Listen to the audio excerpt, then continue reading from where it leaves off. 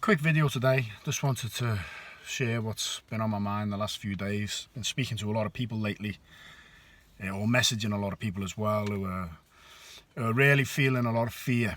Okay, and I just want to share a couple of things that are on my head. My wife Danielle, she knows that I keep an eye on a lot of other things that are going on. What the dark occultists are doing and things like that, and what the agenda is, and so on and so forth. And she doesn't like to know it. I'll be totally honest with you. She knows them. She knows what they do, and it plays on her. Okay, which is totally understandable. So I don't really share it with her. But she said to me the other day, she said, "Nick, can we have a talk?" I said, "Of course." So we sat down, and she just said, "What are we looking at? Like what's going to happen, right?" And obviously I can't answer that question, so I didn't try and answer that question. I said, "Look, I don't know what will happen. It's totally unpredictable. I know what they're trying to do, but if I tell you what they're trying to do, it'll immobilize you." I said, "So the best way I can answer that question is I'll tell you what I'm preparing for." Okay, so I thought I'd share this with all of you. What am I preparing for? This life that we are experiencing right now is, without a shadow of a doubt, in my personal opinion, from the research that I've done, from what my teachers shares as well, and many spiritual teachers, is the most important lifetime we've probably ever had. This is a time that has been spoken about for years by the ancients. It is a time, if we make it, that will be spoken of for years in the future. Okay, I've been sharing this for years. My trip around Australia, I emphasized this. We can see so clearly that this is not about a virus. Okay, what's going on now has got nothing to do with a virus. Even people who are working on the front line as a doctor, as a nurse, so on and so forth, they know this is not about the virus. They know that. So, what am I prepared for in this life? It's what I said to my wife. I said, "Danielle, I am preparing myself to experience the possibility of universal enlightenment. Everybody, a collective enlightenment and a shift into a new consciousness. That's where I place my focus mainly, and I'm preparing myself for that. And what will that look like? I'm also preparing myself to see humanity not make it. I don't put my energy in that way, but I'm preparing myself for it. I'm preparing to live in this body for 5,000-10,000 years. And I'm also preparing to be dead in the next 10 minutes. I'm preparing myself for everything. To never see my parents again, or see them next week. To see us finally take power back from the small few, or see them take over humanity and march forward with this transhuman agenda. I'm preparing to see loved ones suffer, and I'm preparing for me to suffer. I'm preparing for everything. I'm preparing myself in this life for anything. Okay? And I'm preparing myself now mentally with no emotion to it. Okay? That's one thing I do like what Tom Barnett said, to be honest with you. He says, when you're holding visualizations, if you can see a visualization with no emotion there, it's okay. It's only when you create the emotional response to the thought, to the vision, that you create a polarity and draw it in. Okay? So, I am just preparing myself, because I know one thing, right? This is another important point. Each one of us is going through our own stuff right now, and I don't care whether you are in power, whether you're a multimillionaire, whether you're homeless. This time is bringing up everyone's stuff, and we will get what we deserve. Therefore, when I say I'm preparing for everything, I'm preparing that if I get a really horrific life in this life, if I go through a lot of suffering, it's my stuff. It's my karma. And it's my job to purify it, to deal with the situation as best as I can, okay? To be grateful and to try and purify my debt, my spiritual debt. We'll get what we deserve collectively as well. You think about what we have done as a species. We can blame it on these small occultists, okay? But we have let things happen that are wrong. We have given too much power, too much attention to being comfortable. We've watched too much movies and Netflix. We've ate shit food. Even we've watched abuse on a massive scale on this planet. And we've sat back. We haven't done any inner work. We keep pointing the finger and blaming everybody else. We'll get what we deserve. It's as simple as that. But that's not a bad thing.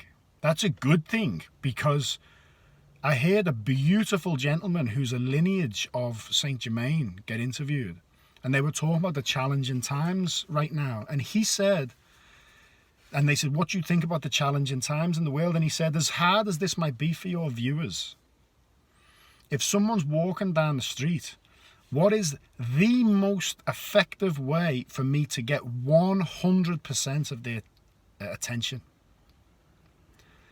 It's to slap them across the face, right? I didn't see it coming myself, but I reflected on it and I thought, you think about it. If someone tries to come, you're walking past you in the street and you turn around and say, mate, you need to see what's going on in the world. You need to be with God. You need to focus on your breath. Yeah, whatever, mate. Yeah. If you slap them across the face, you've got their attention, their 100% attention. And it was a great analogy, because we're all getting slapped across the face right now.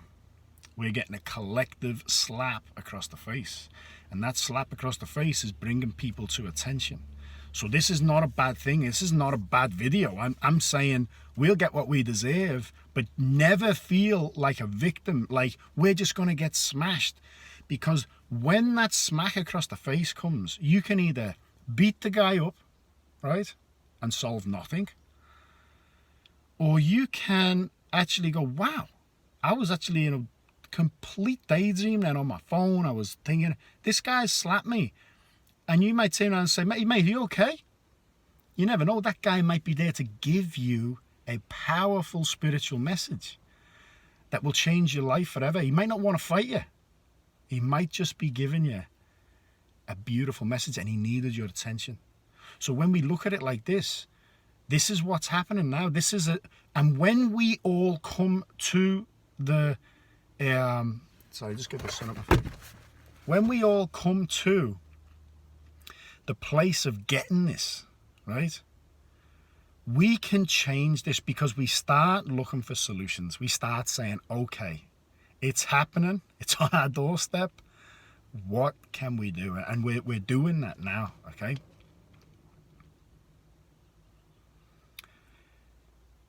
When we're looking at fear, a lot of people are afraid now. A lot of people are actually messaging me and saying they're afraid, who I actually wouldn't have thought they'd have been afraid. And that's okay. There's times when if I think of certain things I might experience in my life, sometimes a little bit of fear can creep up there, which is all good. But what I want to say to you is, what I want to tell you is, if you draw a line in the sand in your own life, right? You don't have to tell anybody this. You don't have to go on social media and say this. But just let's say you draw a line in the sand and you say, you know what? This is it. I am not going to take this vaccine that is killing, mate, hundreds of thousands of people, even though a lot of the data is not showing who's dying, right? And I'm not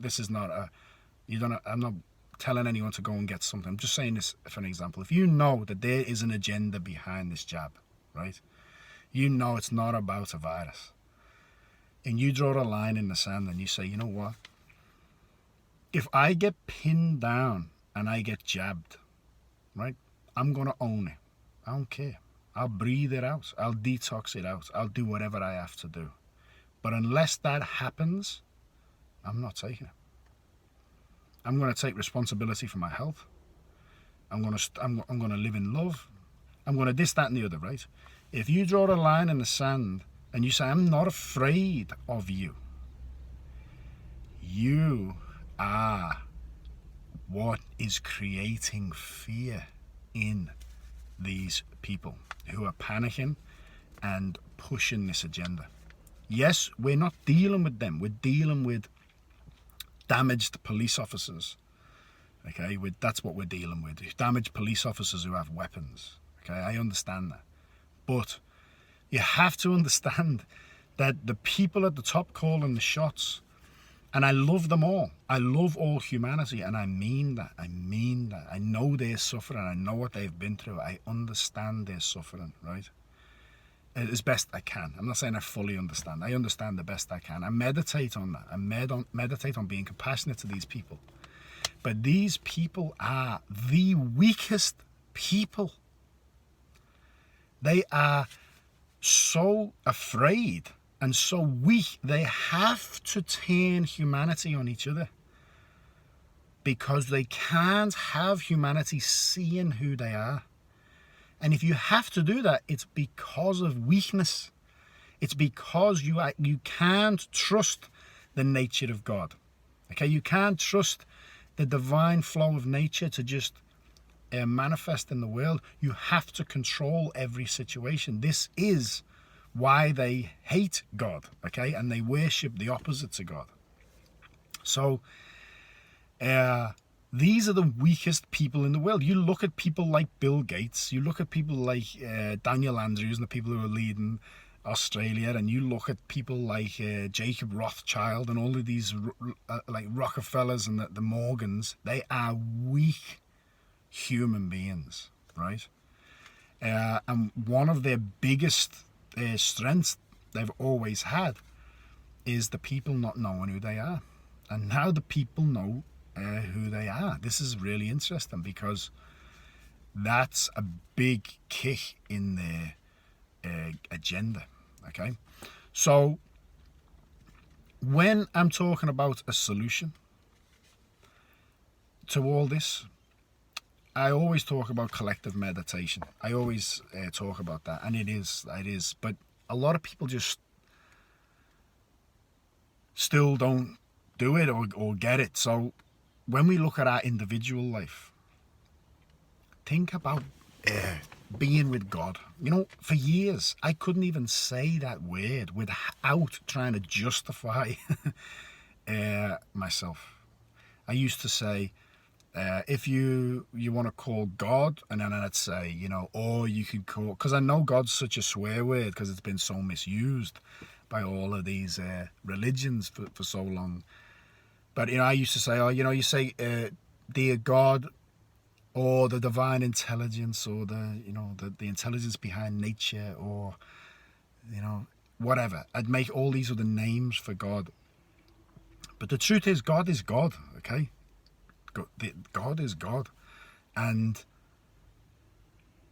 I'm reading a book now called Living Divine Relationships, and a few times I've come on and made videos, I've mentioned books, and a few people have gone out and bought them and they're from my teacher, and that's not actually what I'm trying to do. I'm not actually trying to promote my teacher and tell you to go and buy all his books, but some of his books talk about different things and they're very beneficial.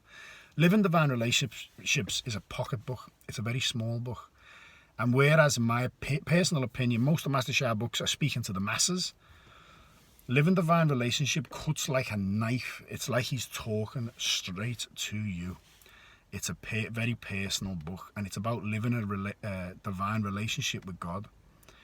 And right now, I'm reading it again. I've read it like 5 times. I'm reading it now. I'm getting how important it is at this time, because that's the solution. The solution is be with God. What does that mean?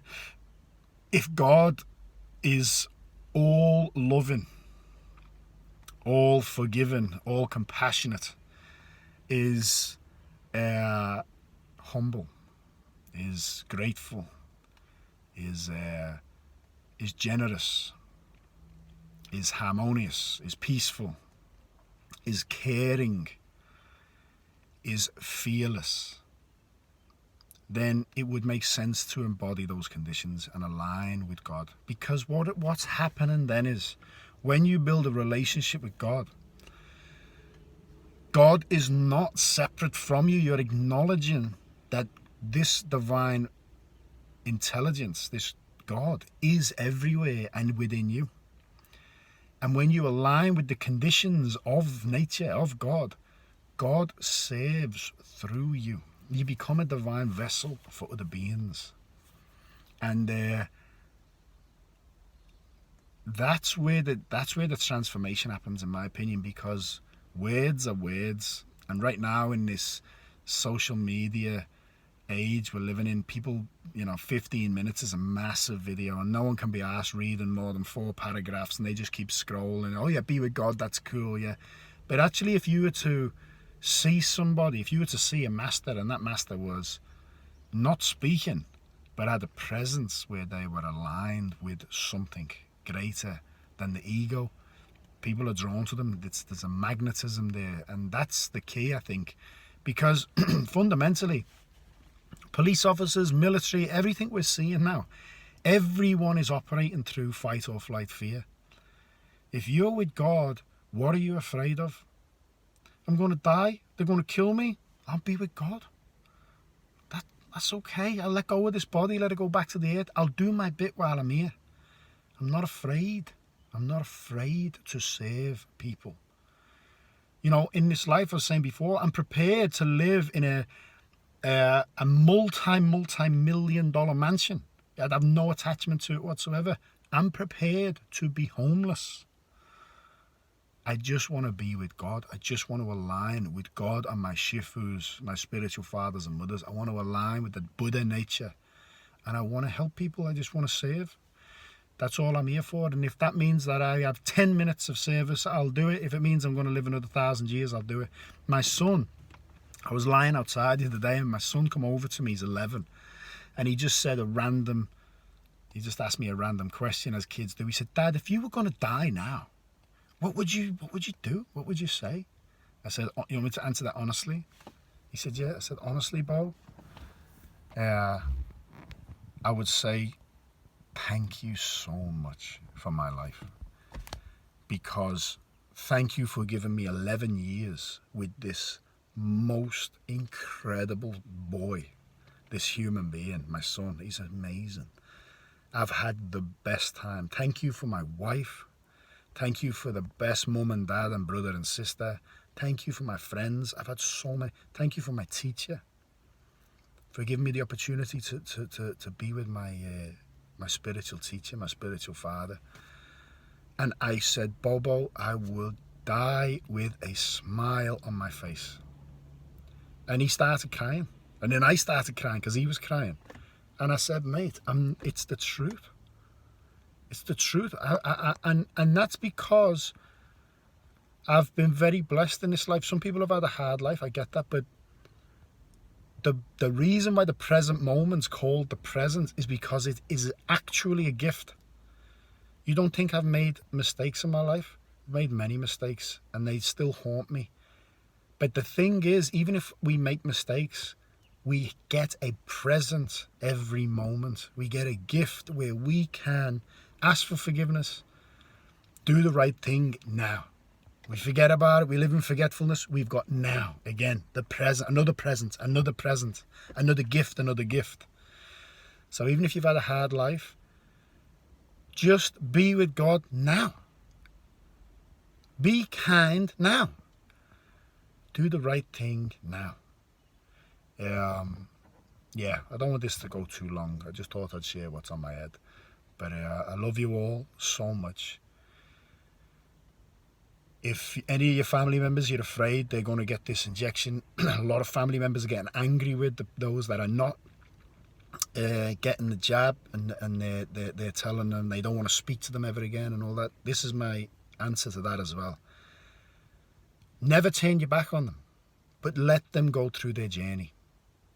Let them know that you're always here, because what have I just said? When you align with God, this is what the divine does with us. Do you think God ever turns his back? Or he, I don't like saying God as a he, but do you think God ever turns God's back on humanity? No. We turn our back on God. My teacher says we are not far from Tao. Tao is not far from us. We are far from Tao. It means that this present moment is the divine and Tao. But we are never here. We turn our back on God. And when we're ready to turn and face God again, God's waiting. It's always there. It's always present. Always loving. Always forgiving. So if our loved ones want to get angry because they're afraid and they don't want to know us, okay, never turn your back on them. Well, I'm always here, but this is your journey. You know, people have to take responsibility. And when they're ready to come back, you never say, I told you so. Never say, I told you. That's ego. You just give them a hug and say, I love you and I'm here. Just give love. Things could get, and be open to the fact that things could get really messy, right? But things can get really good really fast. Honestly, when you understand how we as a collective interact and influence the field, it is very, very quick that we can all collectively observe a reality that already exists, which is loving, peaceful and harmonious.